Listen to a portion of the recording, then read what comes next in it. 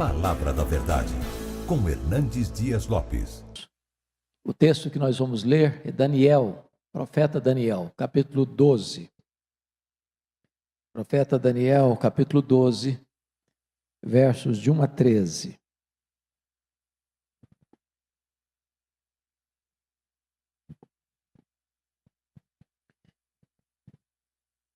Esse texto diz o seguinte: nesse tempo se levantará Miguel, o grande príncipe, o defensor dos filhos do teu povo. E haverá tempo de angústia, qual nunca houve, desde que houve nação até aquele tempo. Mas naquele tempo será salvo o teu povo, todo aquele que for achado inscrito no livro. Muitos dos que dormem no pó da terra ressuscitarão, uns para a vida eterna, e outros para a vergonha e horror eterno. Os que forem sábios, pois, resplandecerão como o fulgor do firmamento, e os que a muitos conduzirem à justiça, como as estrelas, sempre e eternamente. Tu, porém, Daniel, encerra as palavras e sela o livro até o tempo do fim. Muitos o esquadrinharão e o saber se multiplicará.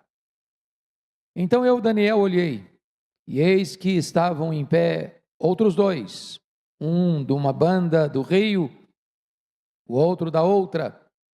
Um deles disse ao homem vestido de linho que estava sobre as águas do rio: quando se cumprirão estas maravilhas? Ouviu o homem vestido de linho que estava sobre as águas do rio, quando levantou a mão direita e a esquerda ao céu e jurou, por aquele que vive eternamente, que isso seria depois de um tempo, 2 tempos e metade de um tempo. E quando se acabar a destruição do poder do povo santo, estas coisas todas se cumprirão. Eu ouvi, porém, não entendi. Então eu disse: meu Senhor, qual será o fim dessas coisas? Ele respondeu: vai, Daniel, porque estas palavras estão encerradas e seladas até o tempo do fim. Muitos serão purificados, embranquecidos e provados, mas os perversos procederão perversamente, e nenhum deles entenderá, mas os sábios entenderão. Depois do tempo em que o sacrifício diário for tirado, e posta a abominação desoladora, haverá ainda 1290 dias. Bem-aventurado o que espera e chega até 1335 dias. Tu, porém, segue o teu caminho até o fim, pois descansarás, e ao fim dos dias te levantarás para receber a tua herança. Amém. Eu quero conversar um pouco com os meus irmãos nesta noite sobre o tema o fim do mundo. O fim do mundo. É sabido de todos vocês que Daniel é considerado o Apocalipse do Antigo Testamento. Daniel tem uma parte histórica que vai dos capítulos 1 a 6 e uma parte profética, apocalíptica, que vai do capítulo 7 ao capítulo 12.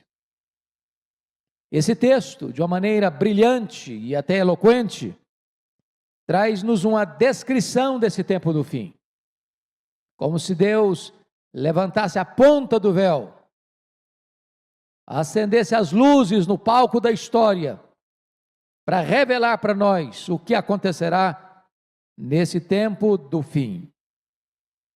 Vários eventos são aqui descritos, como que os sinais dessa segunda vinda de Cristo e do fim do mundo. E os sinais da segunda vinda de Cristo estão aí, notórios, absolutamente eloquentes a todos nós. E Jesus nos alertou sobre eles, no seu sermão profético: o engano religioso, as guerras, os rumores de guerras, os terremotos, as pestilências, que hoje chamaríamos de uma pandemia, o esfriamento do amor, o crescimento da iniquidade, a apostasia e o levantamento do homem da iniquidade. Hoje eu gostaria então de pensar com vocês alguns aspectos do fim do mundo à luz desse texto. E o primeiro ponto que eu destaco são fatos marcantes do tempo do fim. Então, com a Bíblia aberta comigo, vamos ver algumas coisas. Primeiro, uma descrição da grande tribulação, no verso 1. Nesse tempo se levantará Miguel, o grande príncipe, o defensor dos filhos do teu povo, e haverá tempo de angústia qual nunca houve, desde que houve nação até aquele tempo. Irmãos amados, esse tempo, quando diz nesse tempo, ele está em andamento num assunto que vem tratando desde o capítulo 7, passando pelo capítulo 8, entrando no capítulo 11, e eu queria que você entendesse que tempo é esse. É o tempo do levantamento do anticristo. Veja comigo o capítulo 7, por gentileza, verso 21. Eu olhava e eis que este chifre fazia guerra contra os santos e prevalecia contra eles. No mesmo capítulo 7, verso 25, proferirá palavras contra o Altíssimo, magoará os santos do Altíssimo, e cuidará em mudar os tempos e a lei. E os santos lhes serão entregues nas mãos por um tempo, 2 tempos e metade de um tempo. Ainda veja comigo o capítulo 11, verso 36.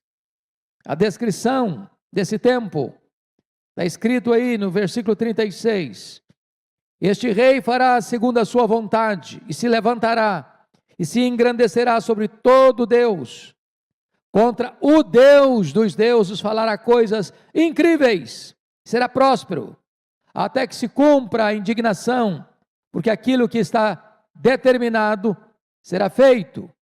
E agora veja o capítulo 12, versículo 11, depois do tempo em que o sacrifício diário for tirado e posta a abominação desoladora, haverá ainda 1290 dias. Isso está exatamente de acordo com Apocalipse capítulo 13. Eu vou ler, vocês me acompanhem por gentileza, no capítulo 13 de Apocalipse, versos 7 e 8. Está escrito o seguinte, falando do anticristo. Vejam aí, foi-lhe dado também que pelejasse contra os santos e os vencesse. Deu-se-lhe ainda autoridade sobre cada tribo, povo, língua e nação. E adorá-lo-ão todos os que habitam sobre a terra, aqueles cujos nomes não foram escritos no livro da vida do Cordeiro, que foi morto desde a fundação do mundo. Então preste atenção que este homem da iniquidade, o filho da perdição, se levantará nesse tempo do fim.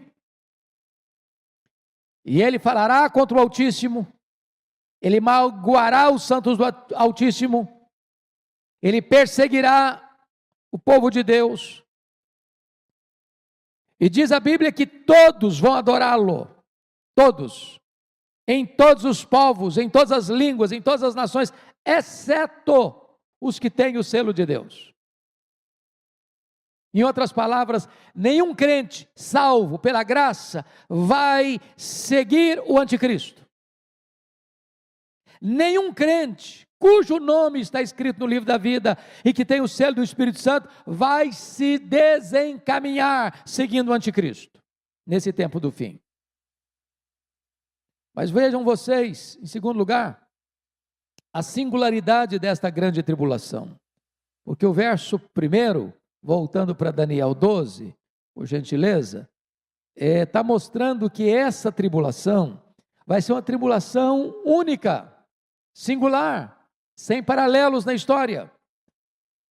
O sofrimento vai ser crudelíssimo, e Daniel faz questão de descrever isso nessas palavras. Vejam vocês, haverá tempo de angústia, qual nunca houve, desde que houve nação até aquele tempo. A Bíblia descreve esse período como o pouco tempo de Satanás, a grande tribulação, também de o aparecimento do homem da iniquidade e a grande apostasia. Todas essas expressões retratam o mesmo período, que é o período do levantamento do homem da iniquidade. A palavra iniquidade lá é o homem sem lei, é por isso que vai mudar as leis, que não vai obedecer lei. É um governo absolutista. E ao mesmo tempo vem esta tribulação sem paralelos, sem paralelos. Mas em terceiro lugar, olha comigo por gentileza, uma descrição do grande livramento do povo de Deus no verso 1 ainda. Mas, olha aí, naquele tempo será salvo o teu povo. Vejam vocês que está aqui o livramento. A igreja não vai ser recolhida antes da tribulação, mas vai ser recolhida de dentro da tribulação. A igreja passará por esse momento de grande angústia, mas ela será arrancada. E aqui faz menção a Miguel, mas no sermão profético de Jesus Cristo, os anjos vão recolher os santos de todos os quadrantes da terra. Todo aquele que foi regenerado pelo Espírito Santo, é selado pelo Espírito Santo, tem seu nome escrito no livro da vida. Quando o anjo do Senhor vier na segunda vinda de Cristo, ele vai recolher como se recolhe o trigo para o celeiro, e a palha, os ímpios serão destruídos, não no sentido de não existirem mais aniquilados, mas no sentido de que nunca verão a salvação de Deus. Então o povo de Deus será não poupado da grande tribulação, mas será poupado na grande tribulação. Mas notem mais uma coisa, irmãos, uma descrição aí da salvação pela graça, porque o texto está mostrando para nós, no verso 1 ainda, mas naqueles tempos será salvo o teu povo, todo aquele que for achado inscrito no livro. Como é que se tem esse nome escrito no livro? Merecimento?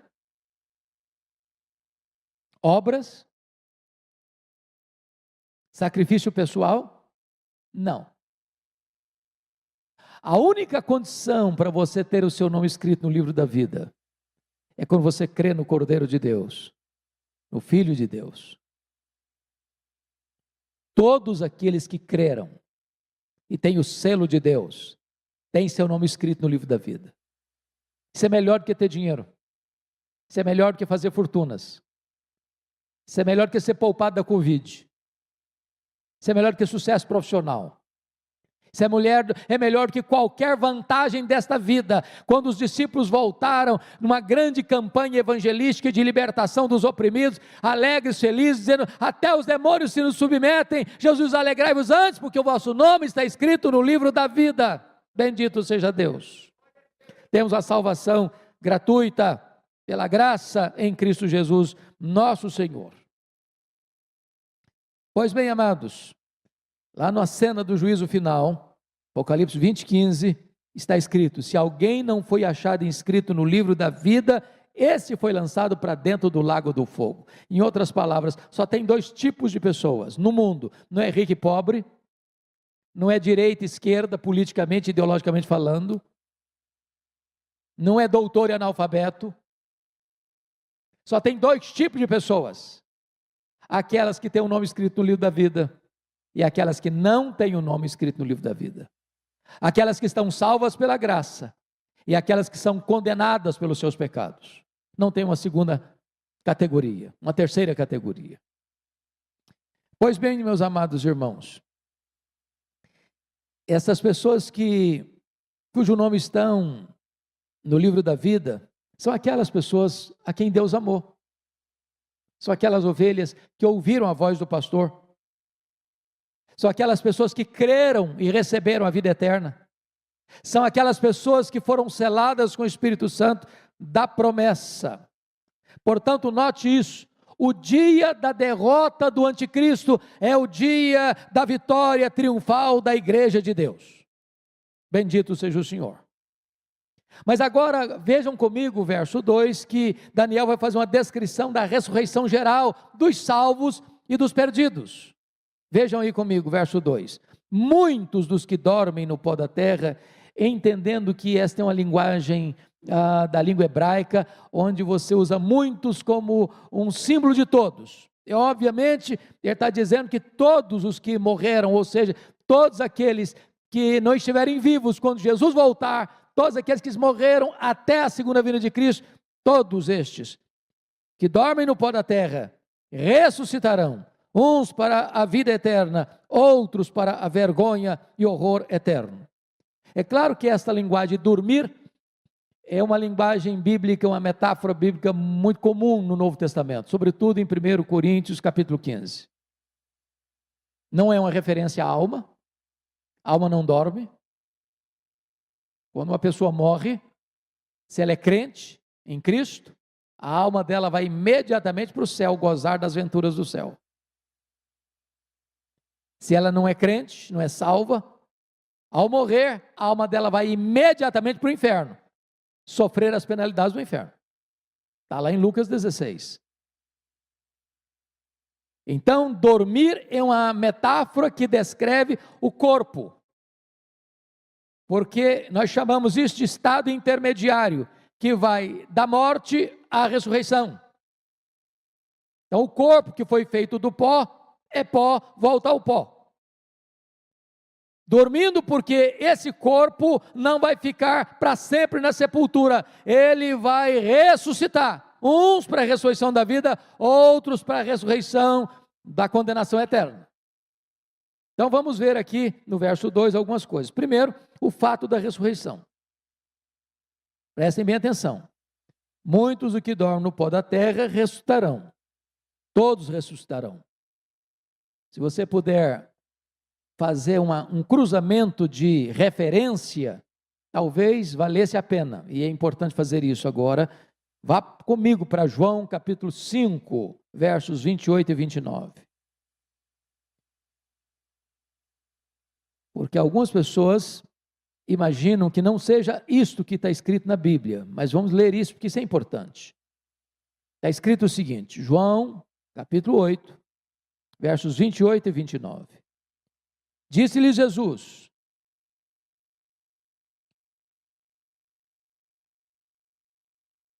não, desculpe, irmãos, 5, 28 e 29, obrigado, Arival, 5, 28 e 29, não vos maravilheis disto, porque vem a hora em que todos os que se acham nos túmulos ouvirão a sua voz e sairão, os que tiverem feito o bem, para a ressurreição da vida, os que tiverem praticado o mal, para a ressurreição do juízo. Então tem duas ressurreições, para a vida, a ressurreição da vida e a ressurreição do juízo. Se darão no mesmo dia, no mesmo ato.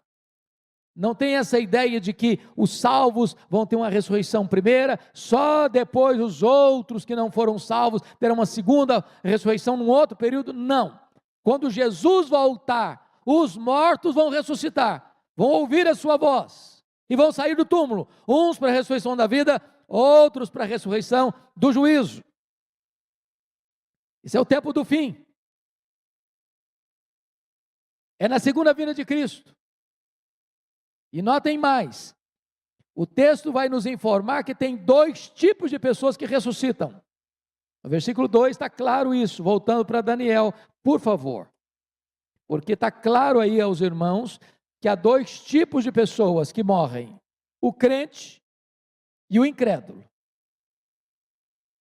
A morte não é um varão, não é uma varinha de condão que muda uma pessoa de ímpia para um santo. Morreu ímpio, ressuscita para a condenação. Morreu salvo, ressuscita para a vida eterna. Porque às vezes você escuta em funeral, a pessoa morreu na impiedade, já promove a pessoa, faz de conta que a pessoa é uma santa, piedosa e está salva. Não, a morte não muda ninguém. Por isso que a decisão é em vida, é agora. Ao homem está ordenado morrer uma só vez, vindo depois disso o juízo. Então, vejam comigo, amados irmãos, o que Daniel está claramente pontuando aí no versículo 2, por favor.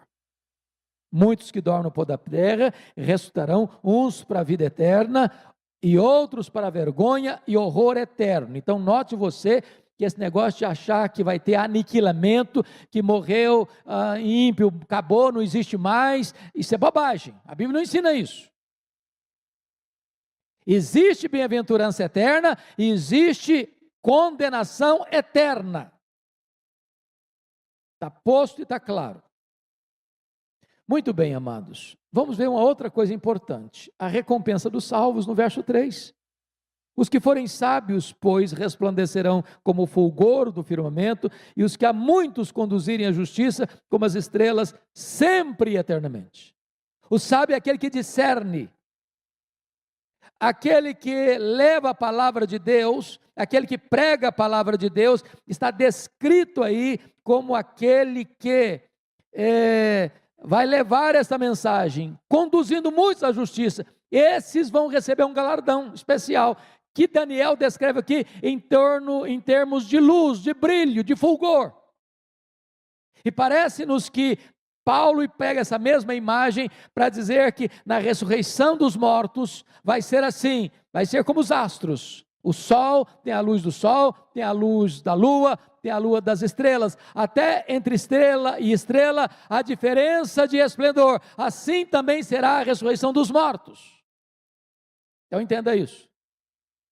Quando você leva as pessoas ao conhecimento do Evangelho, e pessoas são alcançadas pela graça de Deus, por seu intermédio, pela sua mensagem, pelo seu envolvimento, pela sua dedicação à pregação, ao testemunho da palavra de Deus, a recompensa é que na ressurreição dos mortos, o seu corpo vai brilhar como o sol na sua força e no seu fulgor. Que coisa preciosíssima! Nas palavras do apóstolo Paulo, este corpo será um corpo poderoso, glorioso, semelhante ao corpo da glória do Senhor Jesus Cristo. É recompensa para os salvos. Mas há outra coisa importante que eu quero destacar, que é a credibilidade da palavra profética no verso 4. Tu, porém, Daniel, encerra as palavras e sela o livro até o dia do fim. Muitos o esquadrinharão e o saber se multiplicará. Chama a sua atenção para um ponto aqui. Porque muita gente pensa que essa ideia de selar o livro é que esse livro está tão hermeticamente fechado que ninguém vai entendê-lo. Não é isso que Daniel está dizendo. Encerra as palavras e sela o livro, ele está se referindo a um costume persa. Quando uma obra era concluída, quando um livro era concluído, ele era copiado, um livro copiado e colocado a público. Então se selava com uma cópia e colocava esta cópia selada, ou seja, o livro foi concluído, o livro está totalmente escrito, e enquanto então ele era selado e colocado numa biblioteca para o uso público. Esta é a ideia, para as futuras gerações. É por isso que você vai numa biblioteca para fazer uma pesquisa, ou hoje você entra num Google para fazer uma pesquisa. Quando alguém escreveu algo, concluiu essa obra, ela fica então pronta para consulta, para exame, para que as pessoas possam ir a ela e aprender dela. O que Daniel quer dizer para nós é que a história já está traçada, Deus já está mostrando o fim, Deus está lá no fim, e Deus está mostrando para nós agora como será o fim. A profecia tem credibilidade, esse é o ponto que nós queremos aqui descrever. Não é que a palavra profética é fechada, é hermética, impenetrável, não. O livro de Daniel é como que um farol para nós na história da humanidade, para compreendermos o tempo do fim. Mas veja outra coisa importante. A descrição do avanço do conhecimento no tempo do fim. Essa é uma das profecias mais incríveis da Bíblia sobre a segunda vinda de Jesus. Olha aí comigo o verso 4, finalzinho. Ele diz, e o saber se multiplicará. Só para relembrar algumas coisas para vocês, como nós estamos nesse tempo do fim, irmãos. Em 1822, quando a dona Leopoldina precisou mandar um recado do Rio de Janeiro para Dom Pedro I em São Paulo, qual foi o meio de comunicação mais rápido que ela encontrou? Um cavalo de corrida. Para vocês terem uma ideia, o grande Isaac Newton, grande cientista, profetizou que chegaria um dia em que o homem caminharia a estonteante velocidade de 60 quilômetros por hora. E Voltaire disse: você está louco. E hoje você anda em avião supersônico. E hoje, na ponta dos seus dedos, você fala com o mundo. A multiplicação do saber, há algum tempo, demorava de 200 em 200 anos para dobrar o conhecimento. Hoje se dobra de 2 anos e meio em 2 anos e meio. E esse sinal, irmãos, aponta para nós com vívida eloquência que Jesus está às portas.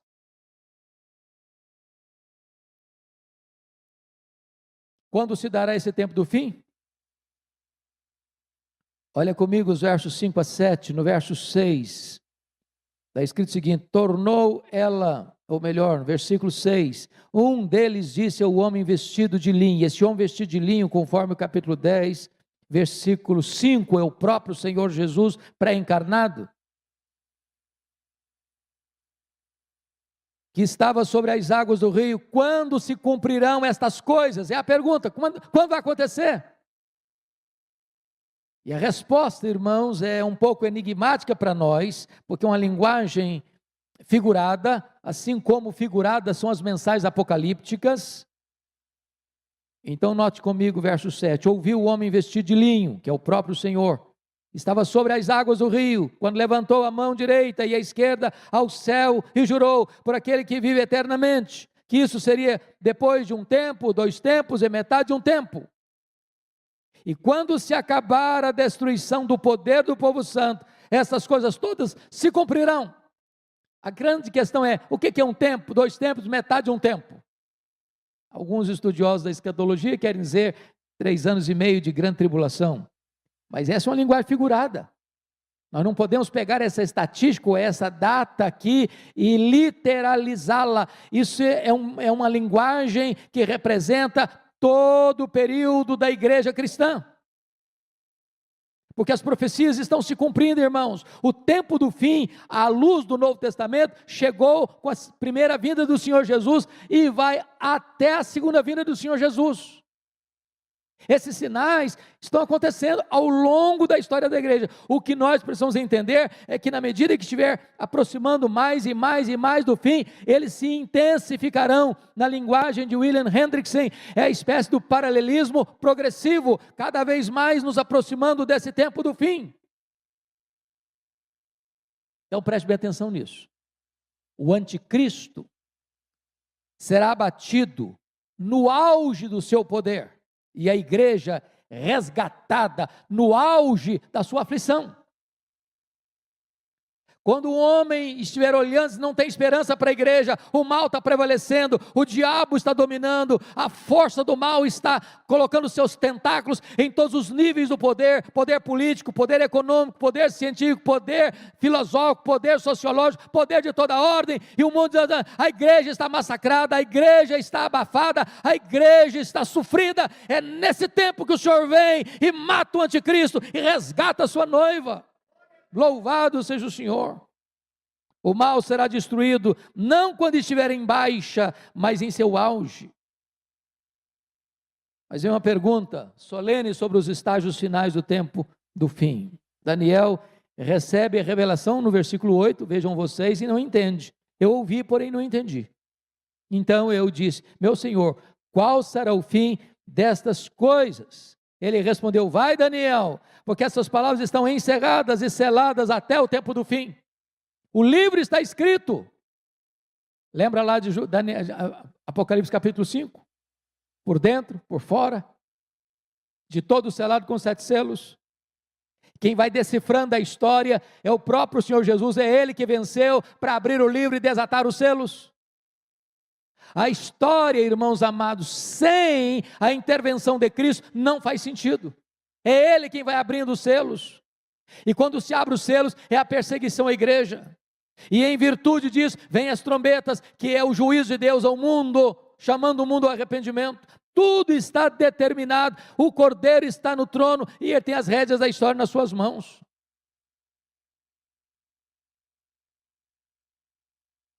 Agora preste atenção nisso. Escatologia, doutrina das últimas coisas, não é para especulação. Tem muita gente que discute o tempo do fim, quando na verdade a igreja precisa se preparar para o tempo do fim.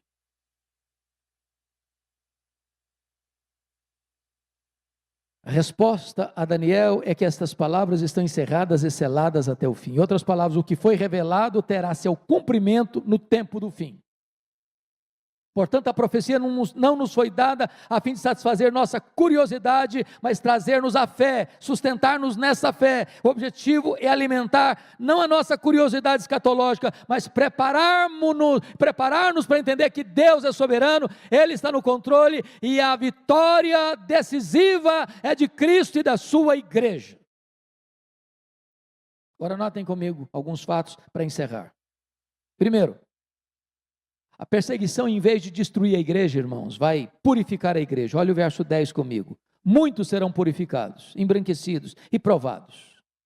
Mas os perversos procederão perversamente, e nenhum deles entenderá, mas os sábios entenderão.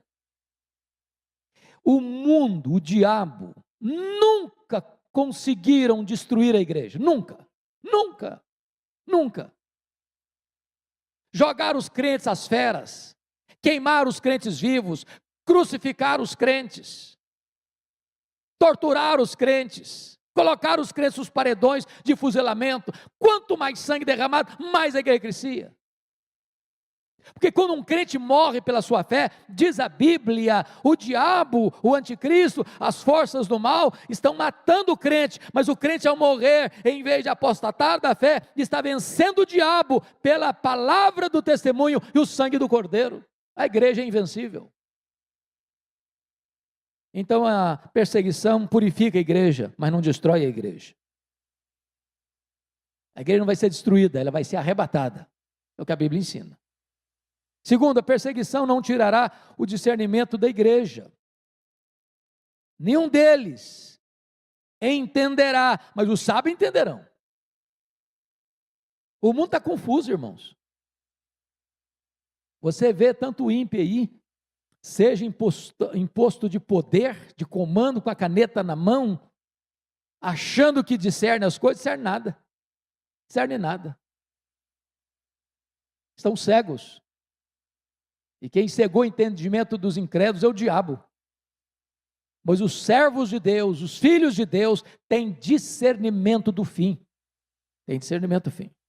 Terceiro, a perseguição não tirará a paciência triunfadora da igreja. Olha os versículos 11 e 12. Depois do tempo em que o sacrifício diário for tirado e posta a abominação desoladora, haverá ainda 1290 dias. Bem-aventurado, diz a Escritura, o que espera e chega até 1335 dias. São dias, são termos figurados para descrever ao longo da história, mas a igreja vai tendo paciência, a igreja não se desespera, a igreja não joga a toalha, a igreja não recua, a igreja sabe que a sua vida está nas mãos do Senhor, e ninguém pode tirar-nos das mãos do Cordeiro de Deus, porque Ele é o nosso pastor.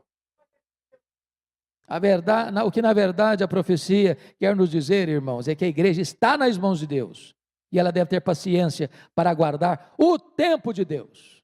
Nas palavras de Jesus, sê fiel até a morte, e dar-te-ei a coroa da vida. Muito bem, mas para fechar, em último lugar, a perseguição não roubará a recompensa da igreja. Olha o versículo 13. Tu, porém, segue o teu caminho até o fim, pois descansarás, e ao fim dos dias te levantarás para receber a tua herança. Bendito seja Deus. Irmãos, um crente pode ser preso, ele pode ser torturado, pode lhe tirar pão, tirar as vestes, massacrá-lo, torturá-lo, intimidá-lo, prendê-lo, matá-lo. Mas nada pode tirar a vitória do crente.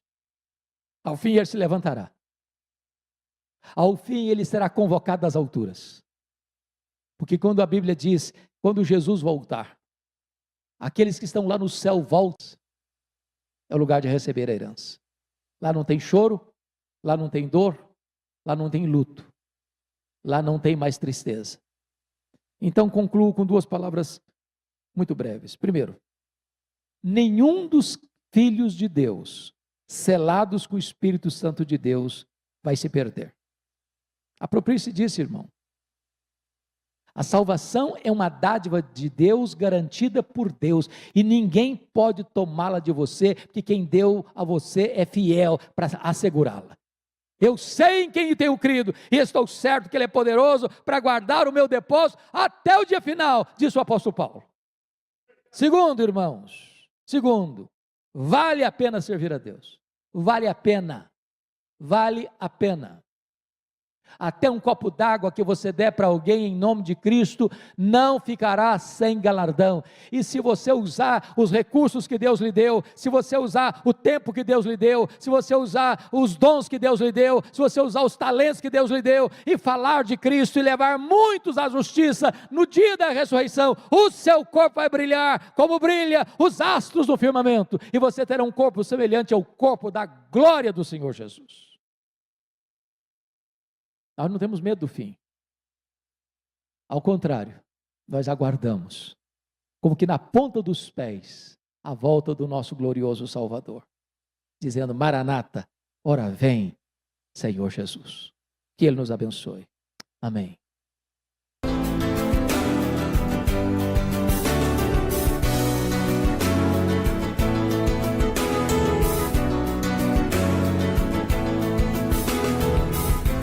Palavra da Verdade, com Hernandes Dias Lopes.